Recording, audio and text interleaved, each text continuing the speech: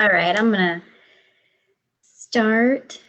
I hope everyone's having a great morning, and it's a beautiful morning this morning, and we're just so excited about this virtual field trip called Among the Mangroves. I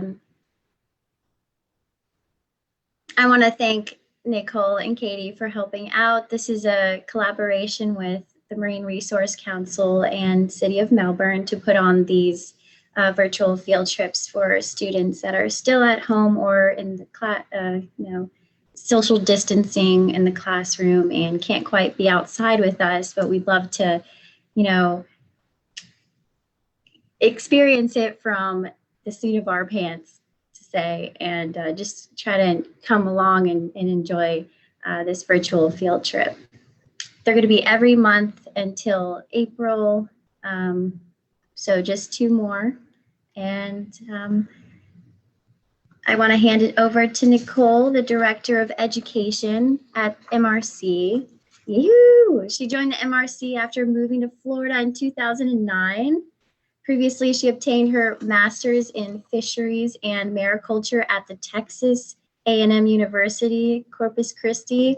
There, she combined her graduate studies with a 2-year Peace Corps service in the Philippines as a coastal resource management specialist, focusing on research, environmental management, and outreach. She loves Florida's diverse habitats and offering hands-on, feet-wet programs for kids. Thank you so much, Nicole. All right, awesome. Well, thank you, Megan. And before we get started, I just wanted to do a couple of housekeeping things in regards to Zoom. I saw that there were a couple of people asking, why can't I see myself? Where's the chat? So the chat is turned off, but we do have the Q&A option, and this is where you're going to submit any of your questions. Now we're talking about questions about mangroves, the Indian River Lagoon, and stormwater.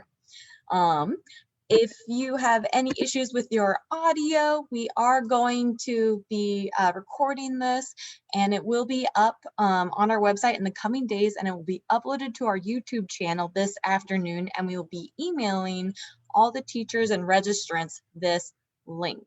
Additionally, if you really liked this program, we also have our next virtual field trip live on our website, Discover the Florida Scrub, and so you can register right after this program for our next field trip, and that will be on March 11th at 9:30, just like this one.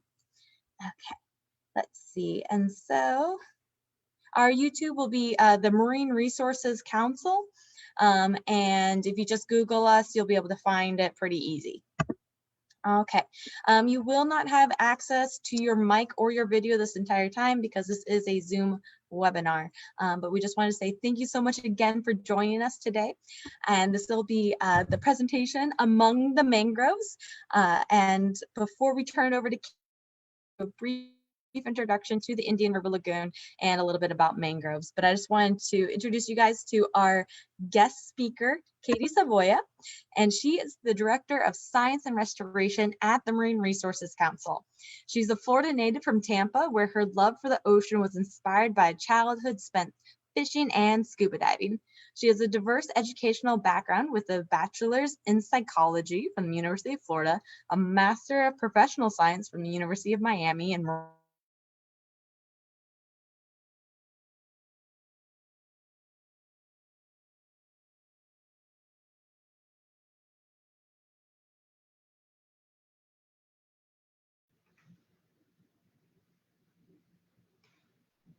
Did we lose Nicole?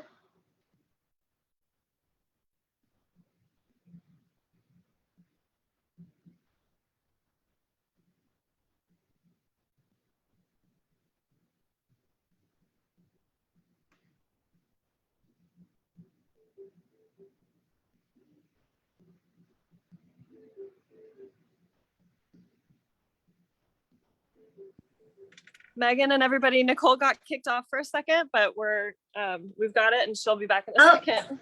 Okay.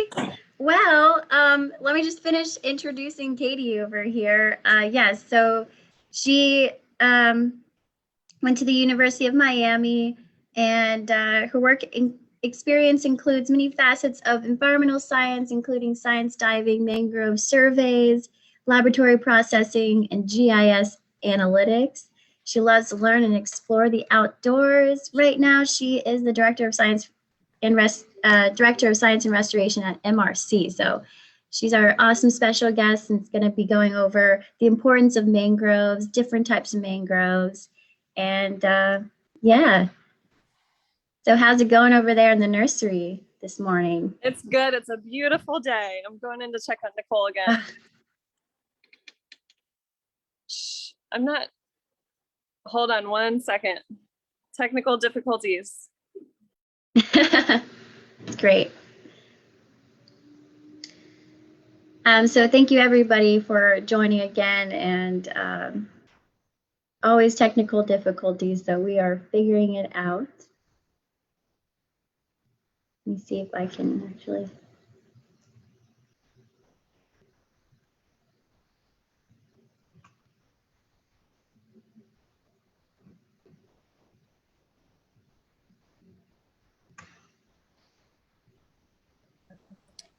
Hey, Megan.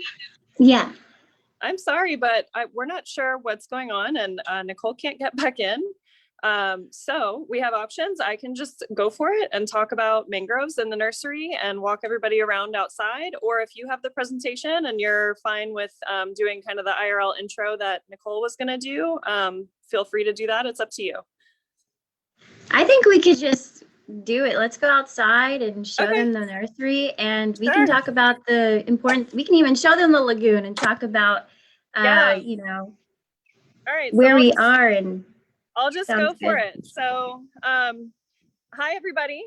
We're winging it because, you know, we have to adapt with technology sometimes. It's just the way it goes.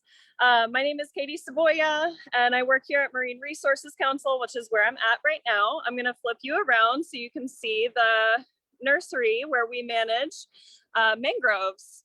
Mangroves are a really important plant, the only tree that grows in salt water. Let's see. So here is our beautiful sign we had made. It kind of goes over some of the benefits of mangroves, why they're so important, not only to people, but also to, you know, the wildlife that lives in the water and the lagoon, all over Florida, all over the tropics and subtropics, and all over the world. Really, they're a critical species that provides protection from storms for people, and also provides habitat for all the wildlife, offers water quality benefits also, because one of the problems that a lot of systems have is too many nutrients, which comes from our stormwater pollution and runoff from people. And these plants are super plants. They thrive with that. They love it. They suck it up and they prevent it from going into the lagoon and causing a bigger problem. Here in Florida, we have 3 species that are really important. These are the ones that live here. First, we have reds. They're the ones that actually live in the water. They're the ones that look like walking trees. Their roots drop down and they walk around, and they provide great habitat for little fish to swim in here. If you could see this picture, fish live in here and they seek protection when they're little. So it's really important for all the little critters that live in the water. There's also black mangroves that produce these really beautiful flowers. And there's also white mangroves here. And they do kind of go in order. So they go from red mangroves that live in the water, then you'll have black mangroves, then you'll have white mangroves. So it's pretty cool how they work together to secure our shoreline and keep us safe. And here's our nursery, where we have most of what you're looking at is red mangroves. So we have lots of them, and we do depend on you, the public, kids, adults, everybody in the community to help us with this. There's a lot of plants. There's no way I can take care of them by myself. So I depend on you guys to come and help me and keep them in the right size pots. These ones came from people, these ones right here that you see, they were just dropped off this morning by a group in Titusville that grew them for us, and then they brought them to us. And eventually they will go on the shoreline to provide habitat and all those benefits that I was just talking about. We do also have blacks and whites. You see if I can show you here. So this one is a black mangrove. And what's really unique about this one is it grows these kind of knobby roots. They're called pneumatophores, and they're actually seeking oxygen. So that's how they've adapted to growing in an environment where there's often very little oxygen. And That's this one very is a interesting. Very this cool. one is a white mangrove. And what's kind of funny about this one is the way that you tell that this is a white mangrove is it has this little dimple on the end of the leaf, and it's really rounded compared to the other leaves. And then the black mangrove will actually have, I'm not sure if you're going to be able to see it on the camera, but the black mangrove actually has white on the underleaf, which is kind of funny because it's called a black mangrove, but it does have white on the underside. And it tastes like salt under there. Yeah, so one of the other interesting things about mangroves is that they've adapted over time. They've adapted these really unique ways of coping with living in a really extreme, and because they're the only tree that's able to grow in salt water, and how they've adapted to be able to grow like that is the red mangrove actually excludes the salt. The red mangrove never intakes the salt at all through a process called osmosis, whereas the black mangrove does uptake it, but then it excretes it. So the black mangrove, if you lick this leaf, this will actually taste like salt, not ours, because ours grow in fresh water. But if you licked the leaf of a black mangrove that was out on the shoreline, you would probably taste salt on its leaves, because instead of excluding the salt like the red mangrove, it excretes it. So it takes it up and then it expels it through its leaves. So that's pretty interesting. Katie, I did not know that. So thank you. Yeah, these plants, they're really super plants. They're just really fascinating. They're super resilient. You know, they can go through hurricanes and get really bad damage and bounce right back. So that's why they're really important to be out there to protect us. These kiddie pools are a science experiment that's going on. We have volunteers that come and measure the growth rates. So each of these mangroves are in different types of soil, and then they measure them over time to see if maybe one type of soil is better and produces faster growth than a different type of soil. So that's fun. That's another way that people can come and get involved. So we have some more over here, and I want to show you what a beautiful mature mangrove looks like. But first, let me tell you about this irrigation system that you see here. These are rain barrels, which we have at the Lagoon House for everybody. Some cities have some rebate programs where you can buy a rain barrel and the city will give you some money back. So it makes them pretty affordable. And it's a great way to reduce your impact on the lagoon, because these rain barrels actually catch rainwater and prevent the rainwater from becoming storm water, which is one of the biggest problems with the lagoon, is too much pollution gets washed out into the lagoon from rainwater. Yeah, if you guys call the City of Melbourne Eco Division, and fill out an application, you can get a $50 rebate for buying and we have them for $55. So that makes, that makes them only $5, which is really, really good. And it's a great way to water your plants at home and really feel like you're helping out by reducing your stormwater impact. What you're looking at right now is, hopefully you know by now, it's a red mangrove, because it has these beautiful prop roots. All these things that are dropping down around, they're called prop roots. They're aerial roots that drop down and they're seeking water. And in the meantime, they also, whenever they're on the shoreline, those roots are what really provides the really rich and safe wildlife habitat for juvenile fish and all kinds of little critters to live amongst the roots and seek, safe harbor, basically.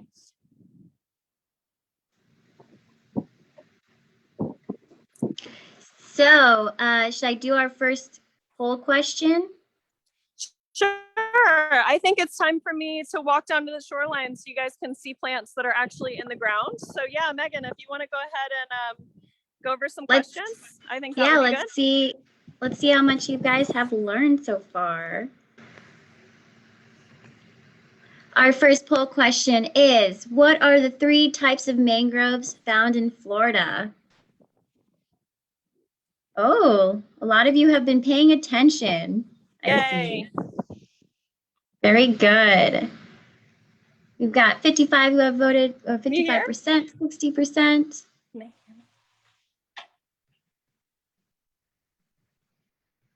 All right. Looks like most of you said red, black, and white mangrove. Is that correct, Caity? Awesome. Yes, good job.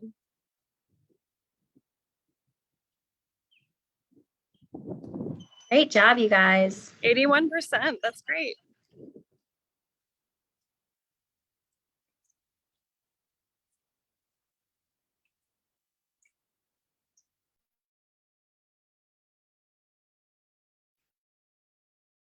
So this was there's some information about how it was once an ice Indian territory too. I think I've seen walking back through this beautiful hiking trail. So there's Nicole. She's joined us. Say hi, Nicole. Ah, Nicole's back. Yeah, so I wasn't sure if you were going to do another question or not, but so since you're not, I'm going to talk a little bit about where we are right now. So we are at the Lagoon House, which is in Palm Bay, Florida, just south of Melbourne, not far from the causeway, which you'll be able to see whenever we go down on the shoreline.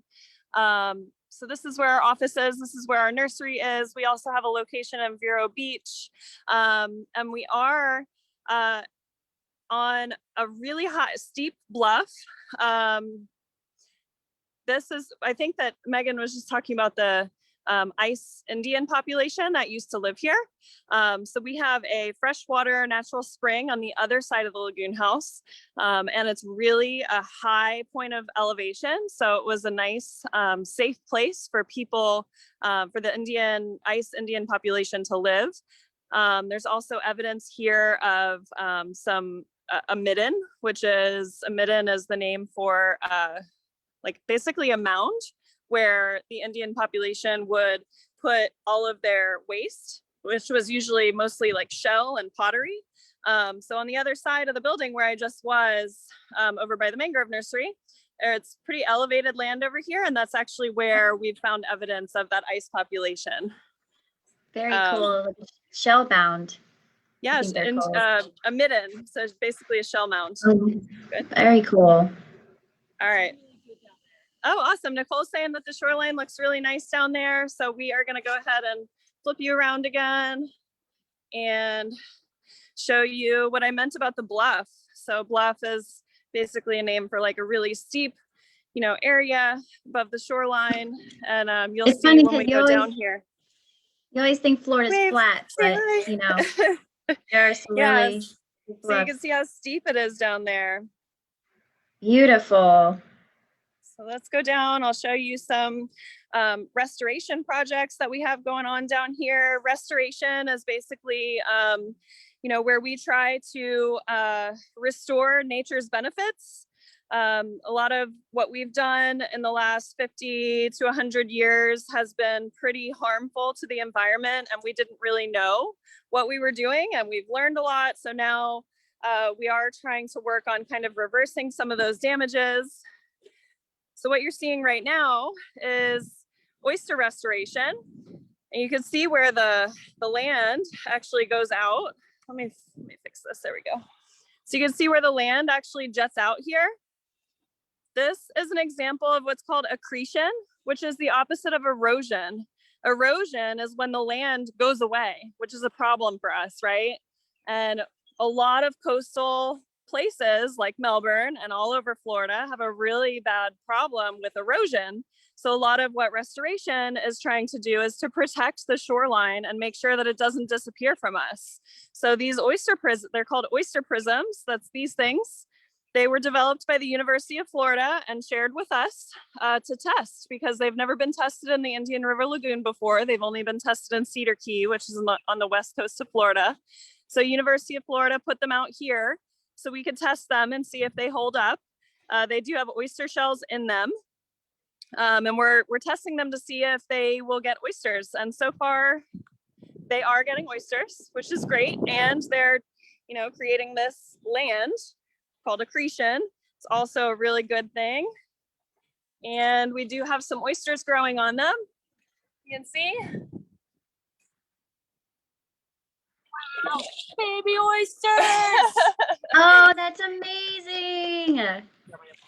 Very cool, you Well, guys. I think that you guys can see the oysters, but Nicole's gonna point at it so you can tell. So that's all oyster growth, which is really exciting.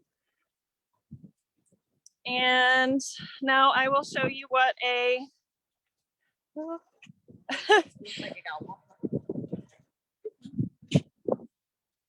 so we have a couple mangroves that we've put out here.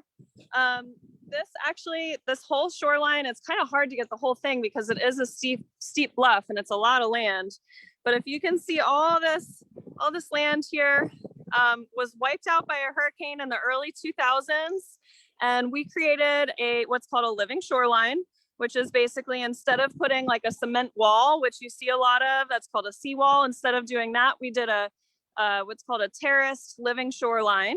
And basically it's just full of plants to protect us. And since we put that in, it's been great. We haven't had any damage to our boardwalk or anything up on the bluff. And here is a beautiful red mangrove that you can see doing its thing. It's walking out. It's got those prop roots that are walking and gonna provide some habitat. And they're also sucking up nutrients from our stormwater pollution. And here's another one. Those prop roots are just so awesome. Caity, are these the ones that you planted or? Yeah, we planted these. So we planted everything actually that you can see here, and it's probably not translating well on the camera, but there's a lot of vegetation here that has been planted by MRC over the years.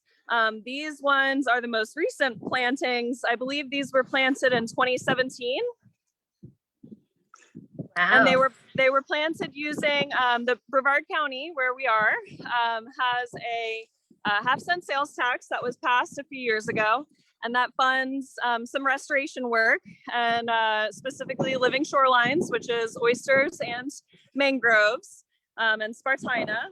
And so these plants were one of the first Brevard County half-cent sales tax living shoreline projects that we did here at the Lagoon House. We put these beautiful red mangroves in, and a lot of them are doing really well, so it's good. That's great. I'm gonna do another poll question for everyone. All right. See if you learned here. Ooh. All right, next poll question. Which mangrove has prop roots? Wow, some of you really know your stuff. Give it a couple more seconds. Get your answers in. All right. Got most of the votes here. Looks like most of the people said about 70% think the red mangrove. Awesome. Is Yes, that right, that is Caity? correct. Yep, that's correct. And that's the one that we're looking at right here. So these are red mangroves. They grow closest to the water, and how they've adapted to living in the water is those prop roots that drop down. So those are those aerial roots that are walking out. Sometimes you'll hear them called walking trees, and that's why it's those prop roots. So I'm gonna show you guys something that Nicole just found. We're down on the shoreline, and let me. Oh, what is it? Go. Check them out. Oh my God! It's a baby horseshoe crab. So we have some nesting activity on this shoreline from horseshoe crabs. Yep. And it's an exoskeleton. Oh wow! So that's its little masting shell. So right. Yep. Right. So they shed, right? Yep. Yeah. So they shed their exoskeleton, and that's what you're seeing. I think they go through about 16 to 18 molts before becoming adults. And so they'll go from like itty bitty like this, and then they'll go all the way up to about almost dinner plate size. So you can see that this guy is very, very young, but he's already got a lot of detail on him. You can see the spikes on the horseshoe crab exoskeleton, and it has its tail that is still, the exoskeleton is still movable. So you can tell that this is kind of still fresh. Pretty cool. Awesome. Finding some cool stuff out there. See any dolphins today? I do not see any dolphins, but they are really common out here. We see dolphins and manatees and all kinds of birds. The causeway over there too. Yep, so here's the cause. This thing is being weird. So Can you guys see the There we go. causeway? Can you see the causeway? It might be a little too far. Kind of. There we go. There's Oh, the I see it a little causeway. bit. Yeah. it's the Melbourne 192 Causeway. Yep. Awesome. So I will put up the next poll question. The poll question is, what type of propagules will you find on the shoreline all year? Oh, I don't think I covered that one. Ooh. The tough one. That is a tough one. I'm not This sure is I a went over that toughie. one. Give him a hint. So this is going to be the same. I'll give you a hint. This is the same one from the last question that drops prop roots. So if you guys remember which species drops prop roots, that's the same one that you'll find on the shoreline all year round. And when you find them, you can bring them to us as long as you don't pull them from the tree and as long as they're on the beach, because on the beach, they won't root. So if you find a non-rooted propagule on the beach, you can bring them to us and we will put them in our nursery. Yeah, if you guys are walking on the beach one day and you see the little mangrove seeds, please pick them up and take them to the Lagoon House at for MRC. All right, let's see what we have here. 67% said red mangroves. Good 16% said black. So what's the answer? It is red mangrove. Yep. The Very same one that good, drops you the prop. guys. So the red mangroves really are super special. They're all special, of course, but the red mangroves are just really fascinating because they do have these propagules that Nicole just found one. They're pretty common. The blacks and whites drop seedlings also. They look very different from this one. This one kind of looks like a cigar. It's cigar shaped. And the blacks and whites look different, and the blacks and whites don't drop all year round. So the red mangrove seedlings, they do drop year round, almost year round. They're more popular in the spring and the summer. You'll find them more frequently, but you can find them almost year round. I see them on the beach all the time. And like we were saying, if you find them, I always recommend to people that they bring 2 trash bags to the beach, one to put propagules in and the other one to put trash in, because we know that there's marine debris trash everywhere all over our beaches. So if you want to go to the beach and get some exercise and go for a nice walk and get some sun, you can collect trash and collect propagules all at once and bring us the propagules, and we will put them in our nursery, and eventually they will wind up in on the shorelines.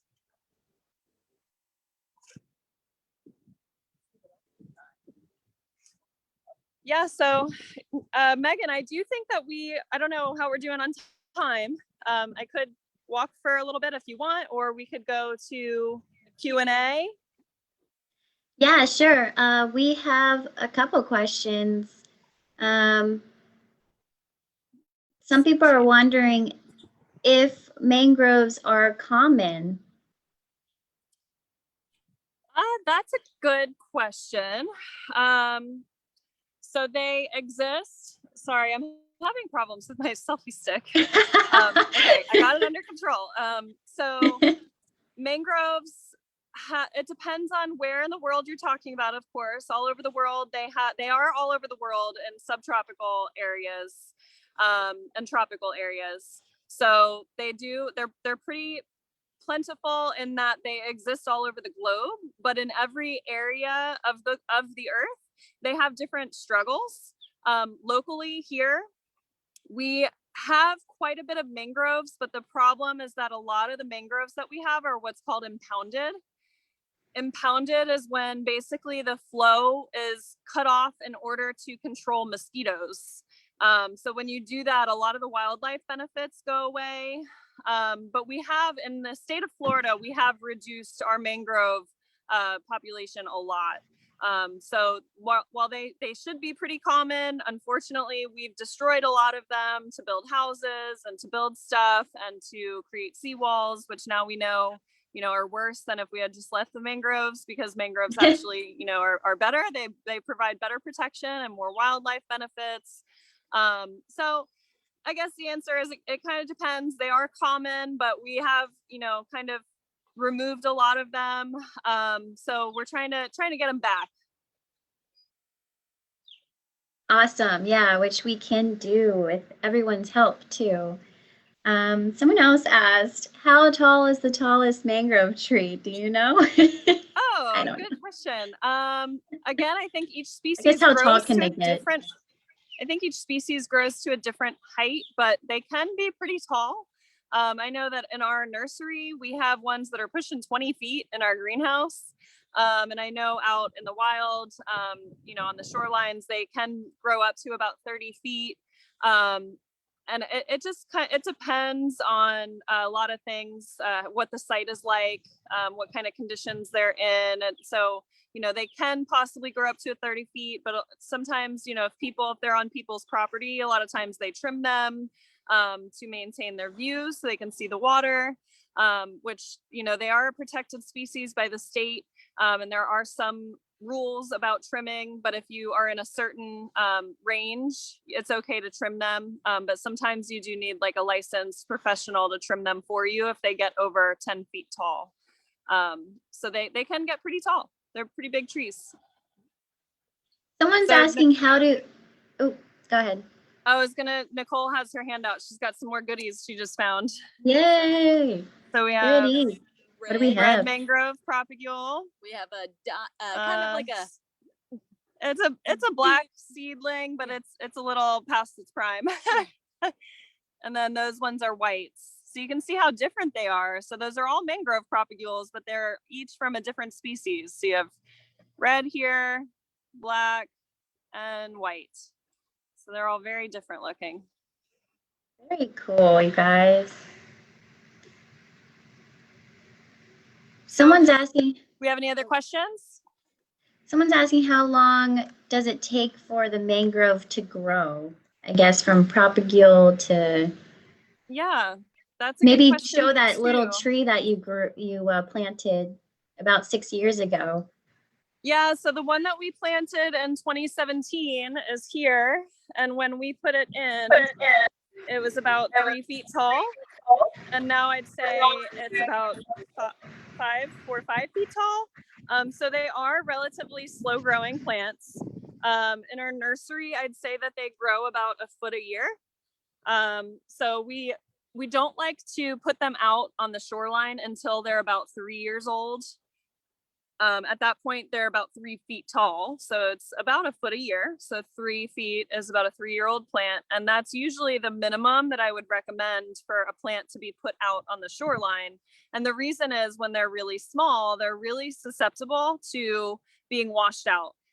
So it's a tough plant to put out because they do grow in the water, which makes it difficult to get them to establish, for their roots to hold on before they could possibly get washed out by the water. So you have to plant at the right time, which is about early spring. It's a good time to plant mangroves. At that point, we're going to be getting water soon. It's the early wet season. And in the winter in the lagoon, we have really high water levels. So if you planted a mangrove in the fall in the lagoon, there's a high likelihood it'll wash out because the water level is just so high. Great. And a lot of people are asking about how could they visit MRC, the Lagoon House, and maybe information about volunteering. Yeah, good question. So of course, as everybody knows, during it's COVID times, which is strange times for having volunteers come, but we are still doing some volunteer activities. They are limited and we have some procedures in place. Like we only have 8 groups of no more than 8 at a time. Right now, our most consistent opportunity is mangrove workshops. So I encourage you to reach out to staff at MRC. You can go to our website. It's savetheirl.org. I don't know if I said that too fast. Savetheirl.org. And you can find information about how to get involved, and you basically reach out. You can come to the Lagoon House. We are technically closed to the public, but we still have people coming and going. We just ask that you call ahead and let us know that you're coming. Even if you just wanted to come and walk around and see the mangroves and come down to the shoreline, just let us know you're going to be stopping by. We are here Monday through Friday, 9 to 5. So if you just call our office and say, you know, I really just want to come and see the mangroves and walk around and be outside and see the shoreline, you're more than welcome to do that. Just give us a call. Let us know you're going to be here. And yes, and we have summer camp happening this summer. We're doing 8 weeks, right? So we're going to have 8 different weeks of summer camp going on.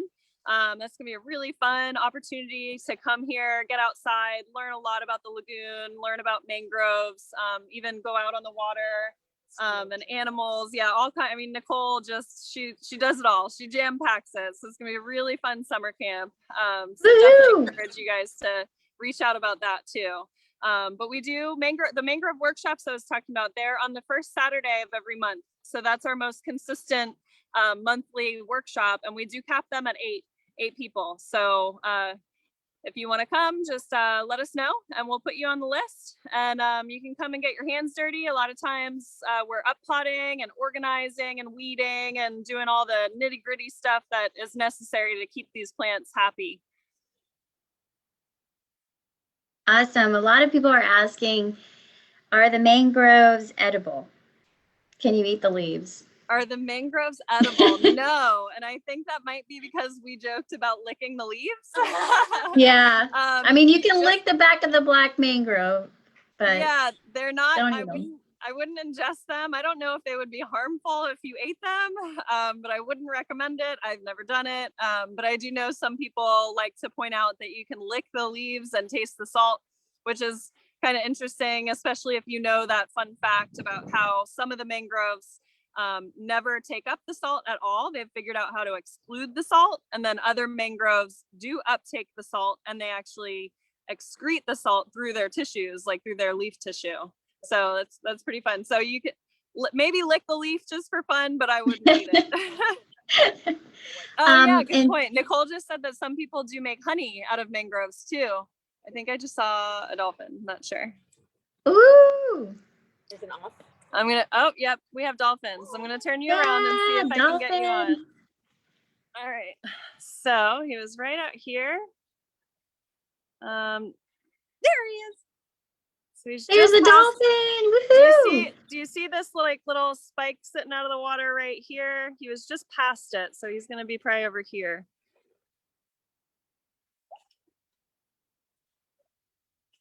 Oh man. Come back, Mr. Come back up.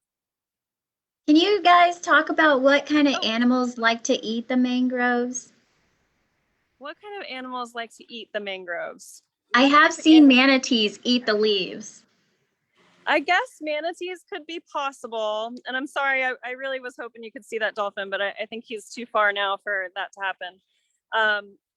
So eating them, I know, like Nicole was just talking about, I know bees definitely pollinate like crabs and detritus that grows in the sediment, like underneath mangroves. They're probably eating like the leaf litter and stuff that falls, that's really rich organic matter. Like Megan said, maybe manatees. Oysters and barnacles grow on the roots. Yeah. So yeah, definitely wildlife usage for mangroves is, I think that the function for wildlife with mangroves is more like safe harbor, it's really great habitat for baby fish to grow up in the roots because it's shallow and safe and protected. So I think that's like the top function for wildlife with mangroves, but certainly some critters definitely probably feed on the mangroves themselves as well. And I know that in our nursery, sometimes we have problems with pests, not necessarily like wildlife on the shoreline, but we have problems with beetles and little insects that will grow on the trunks and stuff. And actually another fun fact is that the salt the fact that our mangroves in the nursery, we can't grow them in salt. If we could grow them in salt, we might see less predation on the leaves because the salt actually acts as a deterrent to pests. So it's another good function of salt for the mangroves. They kind of coexist and the salt keeps the mangroves from bugs wanting to eat them because they don't like the taste of salt. All right. We have so many questions. It's going to be hard to get to all of these questions. So if you would like to email Nicole the questions or myself, please reach out, and you can find her email on the savetheirl.org website. And yeah, so Adonia wants to ask, how many mangroves do you plant or get a day? I know you get a ton. Yeah, I mean, it's really variable. We're good at winging it because it's hard to predict. We never really know what to expect. I mean, we could get a call at any moment where somebody wants to get a lot of mangroves from us, or we could get a phone call where somebody wants to give us a lot of mangroves. So we kind of have this like constant back and forth in our nursery of taking in from people as donations and also giving out to the community when people want mangroves on their shoreline, or if like a big business or something is doing like a big restoration project, sometimes we get a need for like a lot of mangroves all at once, and then we have to kind of hustle and figure out how to make that happen. So it's really hard to narrow it down to like on a daily basis, but we do have like so many different ways that the community helps us, and we're so thankful for that. Like recently, Nicole sent me up to Merritt Island to pick up a bunch of mangroves from R.L. Stevenson Elementary School. I always have a hard time remembering the name of it, but I went up there to pick up mangroves from them. They had a classroom that grew mangroves for us, and whenever they were ready to give them back, they gave us a call, and we went and picked them up. So that's another way you could get your classrooms involved. See if your teacher wants to take that on as a project. It could be a fun thing for everybody to learn how to grow mangroves in the classroom. You can watch them grow, and then whenever you're ready to give them back, you just give us a call and we'll figure out how to get them back to us. Well, thank you guys so much. It is like 10:15 now, which is kind of the cap, but one more question and then we will say goodbye. Dominic from Miss Seal's special needs class would like to know, why are mangroves so special? That's a good question. That is a good question. That is the question. It's a good one to end on. So mangroves are so special, and it's hard for me to figure out just one reason. It's a list of reasons, but they're a super plant. I mean, they're like superheroes. I mean, they just hold on in this really harsh environment in the water and in the salt, and they've developed like these really special ways that we've talked about to cope in that environment and to live in such a harsh place where not a lot of things can live, not a lot of trees can live. So in that way, they're just super strong. And on that same note, the reason they're so great on the shoreline is because they're strong, they protect us. So when a hurricane comes, or when strong rains come, or whatever comes at our shorelines, the mangroves really protect, kind of have like a buffer, like they're a buffer between us and the water. And the water can be dangerous. The water's a beautiful place, and it's a beautiful place to live, but it does come with some hazards. And one of the biggest hazards is hurricanes, right? And mangroves, one of the best reasons to encourage mangroves being on our shorelines is they do provide protection from those hurricanes. So those are all very selfish human reasons, but there are also really great wildlife benefits that we've talked about too. And I know everybody probably loves seeing birds and dolphins and manatees and even snakes and, you know, all the little critters that live in the mangroves. You know, that's another great reason to protect them and encourage them and try to get them out there, because the more we can provide habitat, the more we can enjoy wildlife. Wow, that was such a great answer. Thank you guys. Thank you so much, and everybody for participating. Mark your calendars, because our next virtual field trip is on March 11th at 9:30. And this trip will feature a special guest from all the way from a pristine scrub habitat in the middle of Florida. And if you'd like to learn about what is a scrub, please join that webinar. We'll compare and contrast our coastal scrubs and with the inland scrub habitats. So there's a lot to learn there. And we do have scrub in our local environment. So if you'd like to learn about that, please join us next month.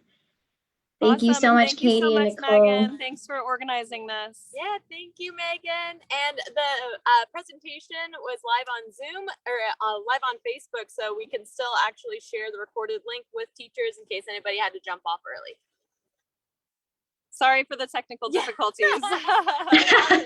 There's always technical difficulties. Yeah, but hopefully despite the difficulties, everybody learned something, and we got more outside time, which I always think is a plus. So yeah, it's like we were out there with you, and that's the point of the virtual field trip. Yeah. So awesome. Awesome. So when I end this, Bye, they'll be everybody. recorded. Thank you for joining. Bye, everyone.